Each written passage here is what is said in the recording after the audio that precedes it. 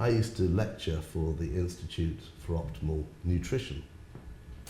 And one of my little party tricks, I had a few of them, was you'd get a stick of chalk. Chalk is calcium carbonate. That is the form of calcium we ingest. It's chalk. And if you grind that chalk up in a pestle and mortar and add it to water, you can stir that, you can shake it, you can do whatever you want to it. That chalk's going nowhere. That is just chalk residue. If you then apply the other half of the chalk into magnesium chloride, magnesium oil as we call it, magnesium oil, stir that, you just see it go as it starts to dissolve. Calcium dissolves in the presence of magnesium. And that's when what we'd call the holy trinity of bone strength comes into action. Magnesium gets calcium into a solution. You've then got vitamin K2, which is a calcium scavenger, which takes that calcium from the soft tissue as calcium plaque in our arteries. The soft tissue pulls it away, and vitamin D then directs calcium into the bone. Wow. So that's sort of the holy trinity of bone health.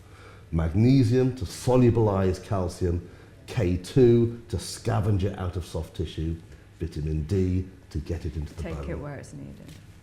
And once you understand it, it's so simple and it's so obvious when you know. Yeah. We know quite a lot now about the importance of vitamin D, D3 in particular. As you rightly say, we're talking a lot about magnesium now as well. K2 is the one that's a little bit of a misnomer. You don't hear anything. You don't. No. And there are a lot of societies who still have fermented foods in their normal dietary intake. And primarily because K2 comes from food fermentation. And K2 started to decline dramatically from our diets when we introduced the fridge into kitchens. Now, it probably saved a lot of lives from food poisoning, so it's a good thing. However, it puts food in stasis. And as soon as you put food in stasis, it stops fermenting, and therefore it stops producing K2. And that's a problem for us. So we've pretty much lost 75 to 80% of our normal K2 intake in the last 100, 120 years for that very reason. So my wife's German, so sauerkraut is a good example of a fermented food. Natto in Japan, for example.